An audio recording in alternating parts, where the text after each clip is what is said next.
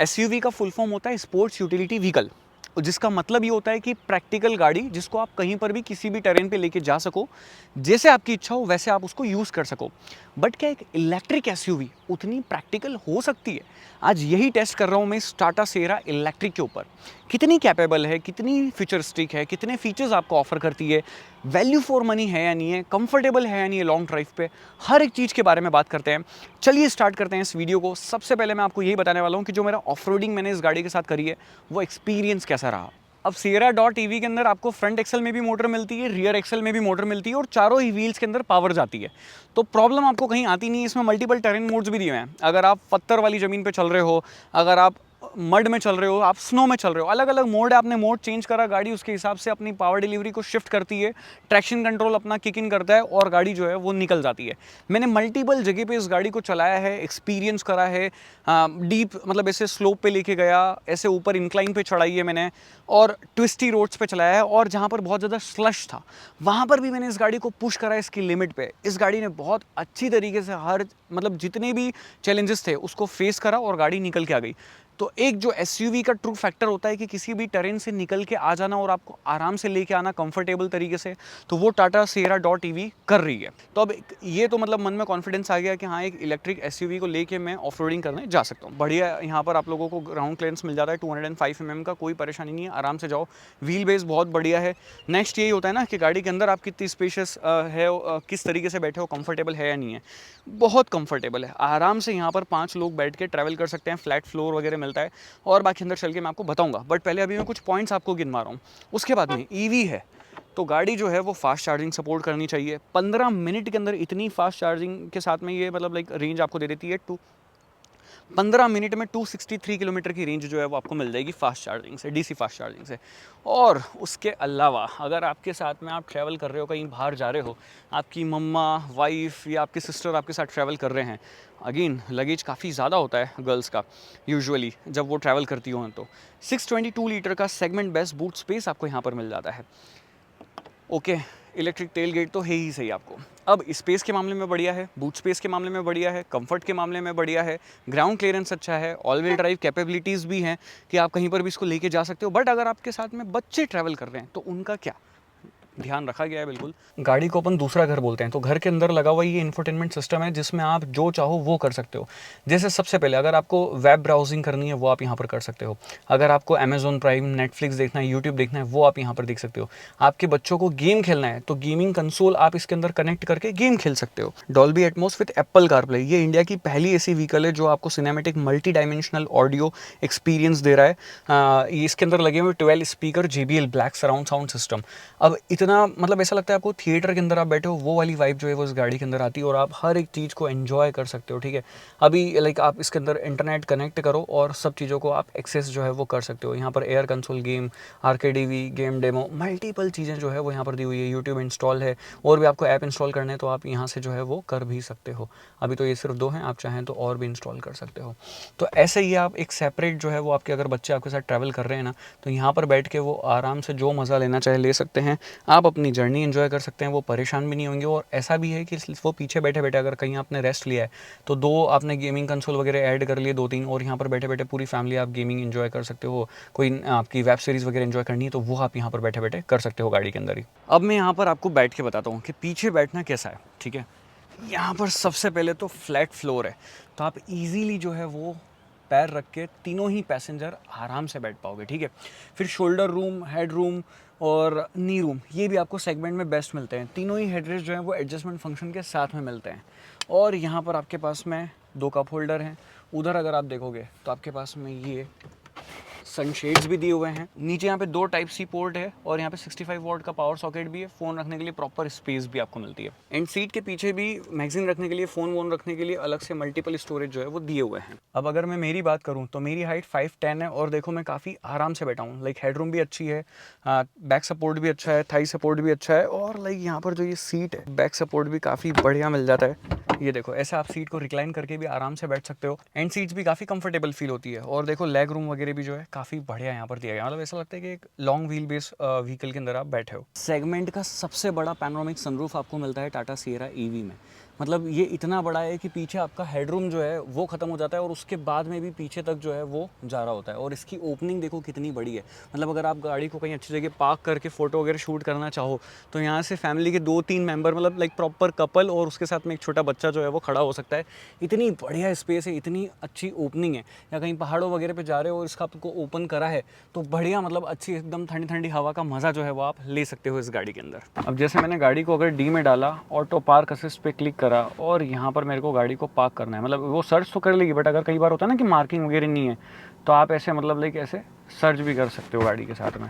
तो जैसे ये ब्लू कलर की पार्किंग है, इस पर मैंने क्लिक करा, ठीक है, ऑटोमेटिक पार्किंग पे सिलेक्ट करा मैंने। अब मेरे को कुछ करना ही नहीं है, अब गाड़ी सब कुछ खुद करेगी।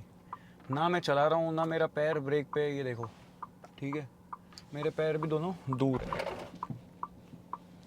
तो इसको ये डिटेक्ट करा इसने, देखो ऑब्जेक्ट आ गया और खुद से गाड़ी रोक दी। ये देखना अभी moving forward, keep eyes, okay. अब खुद से जो है वो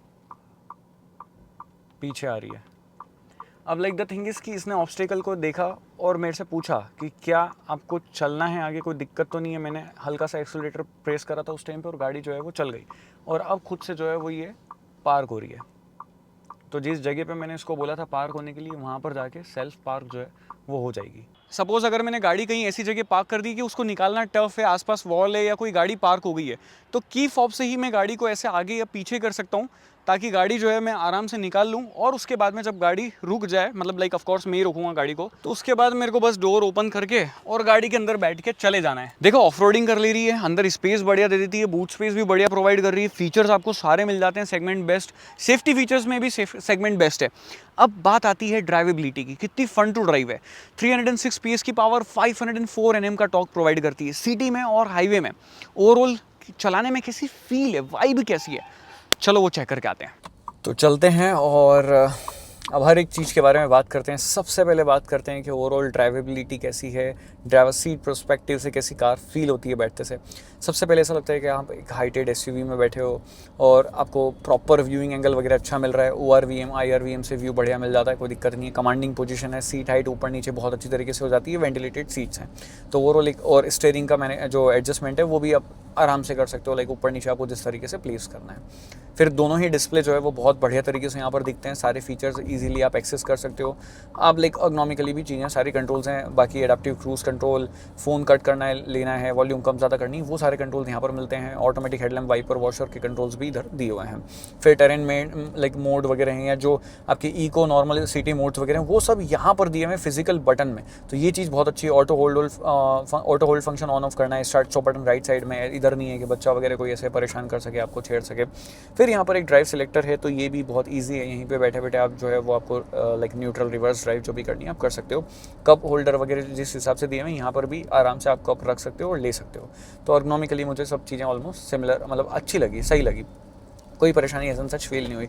आर्म रेस्ट भी एडजस्टमेंट फंक्शन के साथ में आपको आगे पीछे करना है, अपने आर्म के साइज़ के हिसाब से आप कर सकते हो। और यहाँ पर वायरलेस चार्जर भी है, तो यहीं से फ़ोन उठाना और रखना भी जो है वो काफ़ी आसान हो जाता है। नेक्स्ट क्या चीज़ लगती है आपको जैसे चलाने में, तो इसका जो एक्सेलरेटर पेडल का कैलिब्रेशन है ना, वो आपको बहुत अच्छा फील होगा कि जैसे ही आप गाड़ी को चलाना स्टार्ट करोगे आपको एकदम वो रॉ ईवी वाली वाइब नहीं आती, एक मैच्योर ईवी वाली वाइब आती है। कि ईवी कार्स में यूजुअली क्या होता है, जैसे आप हल्का सा टैप करते हो एकदम भागती होती है, ये सेंस करती है। उस हिसाब से इसका कैलिब्रेशन किया गया है कि कब भागना है कब नहीं भागना है, आप किस तरीके से एक्सेलरेट कर रहे हो, उस हिसाब से वो समझती है और फिर जो है वो एक्सेलरेशन पावर वगैरह जो है डिलीवर करती है। अभी जैसे मैं आराम से चल रहा हूँ, मेरे को जल्दी नहीं है, मैं आराम से बात करते हुए आपसे चल रहा हूँ, गाड़ी आराम से चल रही है, रिलैक्स मैनर में चल रही है।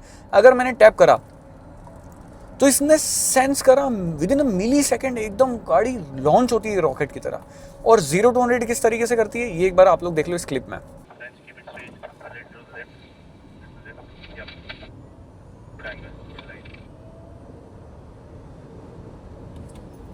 तो मैंने ये टेस्ट करा था ट्रैक पे, मेरे को मालूम था कि यहाँ पर हाईवे पे, मैं अभी कोयम्बटूर आया हूँ, यहाँ तो ऐसे कर भी नहीं सकते हैं और खैर करना भी नहीं चाहिए सेफ्टी के हिसाब से। तो 0 to 100 बहुत बढ़िया एक्सेलरेशन है। अब आप लोग जो है वो ब्रेक टेस्ट भी एक बार देख लो कि ब्रेकिंग बाइट्स कैसी है।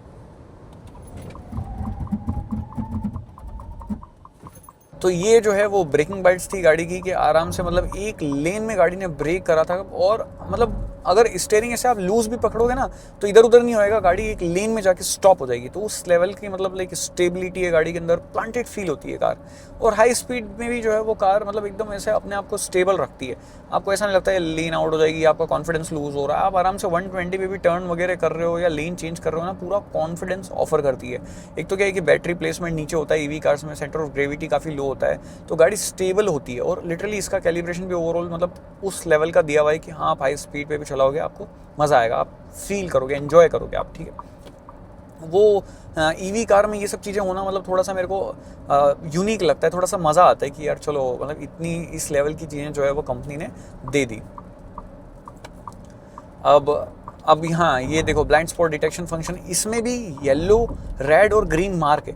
यानी कि अगर आपकी पीछे जो चल रही है गाड़ी वो ग्रीन मार्क पे है तो ठीक है आप इधर उधर कर सकते हो, रेड और मतलब लाइक येलो साइन पे है तो फिर आपको टर्न नहीं लेना है। वो यहाँ पर गाइड कर रही है, क्योंकि कई बार होता है ना पीछे कैमरा देख के भी बंदा नहीं समझ पाता है उस लेवल का कि गाड़ी क्या पता यहाँ से टर्न करूँ नहीं करूँ, लेन चेंज करूँ नहीं करूँ। तो इन्होंने उसको भी और नेक्स्ट लेवल कर दिया। मतलब किसी भी और गाड़ी में मतलब like high and performance car, luxury गाड़ियाँ मैंने चलाई है उनमें भी ब्लाइंड स्पॉट डिटेक्शन यहाँ पर आपको मिल जाता है, तो इसमें भी है।